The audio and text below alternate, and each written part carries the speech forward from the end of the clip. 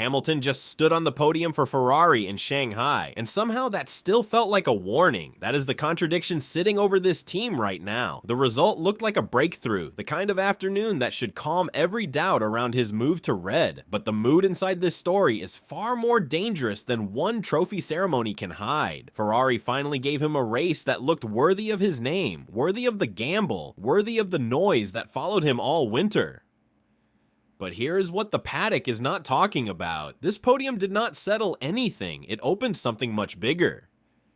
Because while Hamilton was delivering the first real statement of his Ferrari chapter, Mercedes still walked away with the weekend in its grip. Hamilton finished third, Leclerc finished fourth. And Ferrari left China with 67 constructor points while Mercedes moved to 98. That gap is already shaping the season, and it changes the meaning of everything Ferrari celebrated on Sunday. The car looked sharper, more stable, more alive through the corners, and Hamilton looked comfortable enough to remind everyone why Ferrari wanted him so badly. And that is where this story gets complicated, because a strong Ferrari weekend still ended with Mercedes holding the power.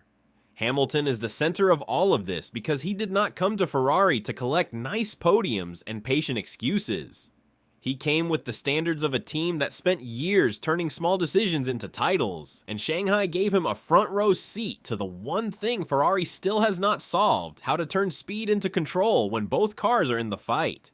And the real story was never about the lap time. It was about what Ferrari allowed to happen while the race was still there to be shaped. And once you hear what was said over the radio, the whole weekend looks very different. Ferrari did enough in China to make the whole grid take a second look, because this was the first time the package felt like more than a rebuilding project. Hamilton was not hanging on, he was racing with intent. Leclerc was close enough to keep the pressure alive. The car finally showed the kind of balance that lets both drivers attack instead of survive. That is why the result landed so hard across the paddock. It felt like Ferrari had stepped out of the waiting room and back into the real fight. But the part that matters most is not the podium itself, it is what that podium was hiding. On paper, this looked like the weekend Ferrari needed. Hamilton brought home third, Leclerc followed in fourth, and the team left Shanghai with momentum that had been missing for months. The SF26 looked calmer in the long corners, more settled on entry, and far less nervous when the tires began to fade. That gave both drivers a platform to push instead of spending the race correcting the car. But the number Ferrari could not escape was the constructor gap. Mercedes left China on 98 points, Ferrari sat on 67, and that turned a feel-good result into something far more serious. Ferrari had improved, but Mercedes still controlled the shape of the weekend. That changes the meaning of everything. A podium can lift the mood, silence the noise, and make a project feel alive again. But it cannot erase the fact that another team still did the cleaner job when the pressure came on. Hamilton fans saw proof that he can lead this team forward. Ferrari fans saw proof that the car is no longer stuck. Leclerc fans saw that this is still a real two-driver story. Yet none of that answers the question sitting underneath the result, because the race did not just reveal Ferrari's progress, it exposed the cost of how that progress was managed. And that takes the story straight into what Hamilton's radio really meant. Lewis Hamilton did not sound shocked on that radio. He sounded clear. That is what made it hit harder. In the middle of a weekend that should have been about Ferrari finally moving forward, the message coming from the cockpit carried a very different weight. This was not a driver losing control for a moment.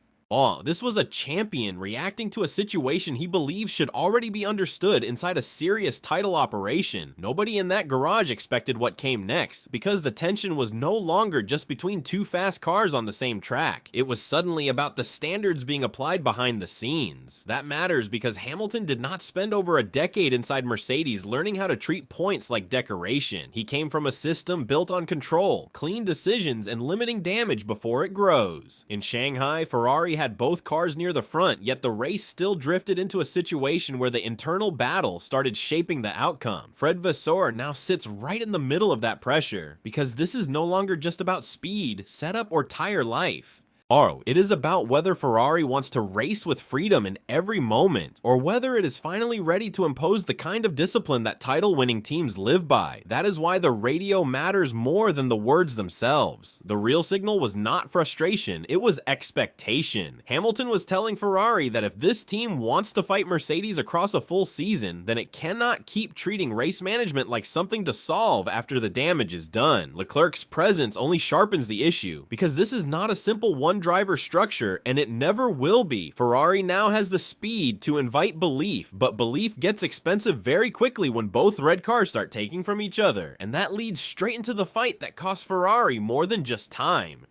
Ferrari had the kind of battle fans love and title contenders fear. Two elite drivers, one team, one race, and no easy room to breathe. Hamilton and Leclerc were not just pushing the limit of the track, they were pushing the limit of what Ferrari could afford to manage in that moment. That is why this part of the weekend matters so much. On the surface, it looked like proof of strength. Both cars were quick enough to race hard, both drivers were sharp enough to commit, and the team had real pace near the front. But the moment those red cars started taking chunks out of each other's race, the cost stopped being emotional and became strategic. The damage in a fight like that is not always obvious in one shot. It shows up in dirty air, in tire temperature, in battery use, and in the laps you never get back once the rhythm is gone. While Ferrari was busy handling its own pressure, Mercedes was free to shape the race on cleaner terms. That is what separates a dramatic duel from an expensive one. Martin Brundle has talked for years about how intra-team racing looks brilliant until it starts stealing the bigger result, and Shanghai felt close to that line. Ferrari did not lose because the drivers raced each other. Ferrari lost because the battle arrived before the team had fully controlled the consequences. That is what makes this section of the story so dangerous for the season ahead. Leclerc proved he is not stepping aside, and Hamilton proved he will not accept wasted opportunities just because the optics look exciting. So the issue is no longer whether Ferrari has two top-level drivers. Everyone already knows that. The issue is whether Ferrari has the race control, it's the trust and the timing to stop a thrilling internal fight from becoming a gift to a rival. And once that question lands, the focus has to shift away from the drivers and onto the machine itself. The Ferrari SF26 looked faster in China, but not in the clean, simple way people usually think. This was not a story of one magic upgrade or one perfect setup window. It was a story of a car that finally gave its drivers something usable, something they could lean on without constantly fighting it through every phase of the lap. That is why Hamilton's podium carried real weight. The pace was not fake, and the confidence was not cosmetic. What no broadcast covered is this: Ferrari's biggest gain was not raw headline speed, it was how much calmer the car looked when the race began to stretch and the pressure started building. That showed up most clearly in the corners and over the longer runs. The SF26 looked more settled on entry, more predictable through the middle of the turn, and less nervous when the tires move past their best phase. That matters because a stable car lets a driver push earlier and commit harder without burning the rubber too soon. But the data tells a completely different story once the track opened up, and straight-line demand started deciding who could really attack. Ferrari looked improved, yet still not fully free. The car could carry speed, but it did not always look like it had the same release when the race asked for a decisive move against a rival package. That is where the whole picture starts to shift. Hamilton's results prove Ferrari has built a more complete platform.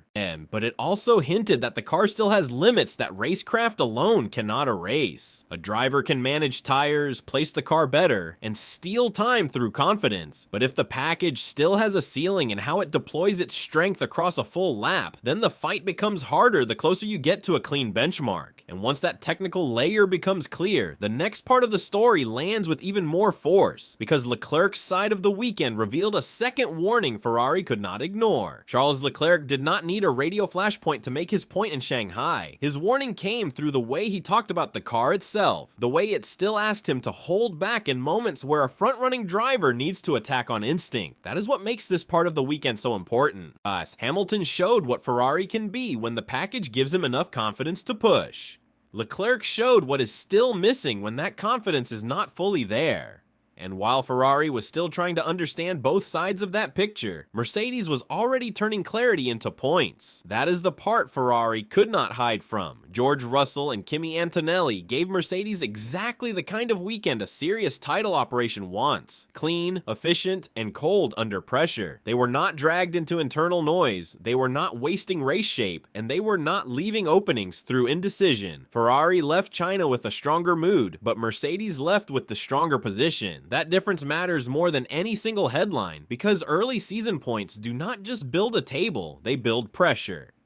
Toto Wolff has seen enough title fights to know that when a rival is still balancing internal tension, that is the moment you keep scoring without mercy. So now Ferrari is staring at two truths at once. One driver is demanding a sharper standard from the team, and the other is still showing that the car has not become fully natural to extract at the limit. Mercedes does not have to win every conversation when its structure is already winning the important weekends. That is why Shanghai was bigger than one podium and bigger than one radio message. Ferrari proved it has enough speed to matter, but Mercedes proved it still understands how to turn opportunity into control, and that leaves Ferrari facing the decision it can no longer push down the road. Ferrari can no longer treat this as a problem that will solve itself with more laps and better weekends. Shanghai pushed the team past that point. The speed is now real enough to create pressure, and the pressure is now loud enough to force a choice. That is why this moment matters more than the podium, more than the headlines, and more than the noise around one radio exchange. Ferrari has arrived at the part of the season where every serious contender has to reveal its operating model. Will this be a team that lets both drivers race every moment on instinct, or a team that finally defines the limits before those moments become expensive? That choice is harder than it sounds, because neither path comes without risk. Hamilton did not join Ferrari to accept soft race management and loose standards when points are on the table. Leclerc is too quick, too established, and too central to this project to be treated like a secondary piece. Vasseur now has to protect both drivers without letting the championship leak away through hesitation. The number Ferrari did not publish was the one that mattered most. Not a secret telemetry figure, but the hidden cost of every lap where race control arrived too late. Once a team starts paying that price often enough, the standings punish it long before the garage admits the pattern. That is why Ferrari's next move will shape the entire season.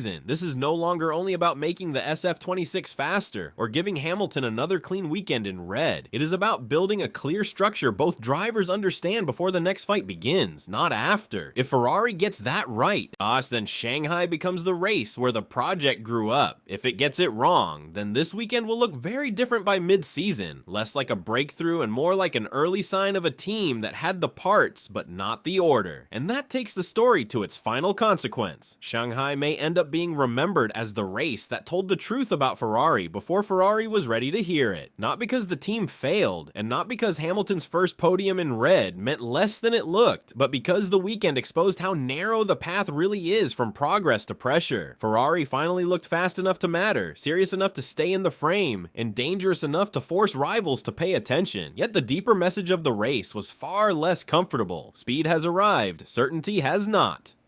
And when those two things split apart inside a title chase, the season can turn long before the points table fully reflects it. That is why China was bigger than a single result. Hamilton showed that the project can produce a race worthy of his reputation. Leclerc showed that this garage is still built around two drivers who both expect the car and the team to meet them at the same level. Mercedes then showed what happens when a package, a pit wall, and a driver lineup all work from the same clear idea. That is the contrast Ferrari has to live with now. It is not enough to have a stronger car than before. It is not enough to have belief back in the garage. The team has to decide whether it wants to be thrilling or whether it wants to be exact when the title fight starts asking harder questions. So that is the weight of Hamilton's Shanghai weekend. It was not just a comeback moment, and it was not just the start of a rivalry inside one garage. It was the point where Ferrari stopped being judged on hope and started being judged on structure. That is what makes the next race feel so important, because the podium gave Ferrari momentum, but the decisions that follow will decide whether that momentum becomes a campaign or a warning. In Shanghai, Ferrari found enough speed to wake the paddock up. Now it has to prove it can survive what that speed has just unleashed.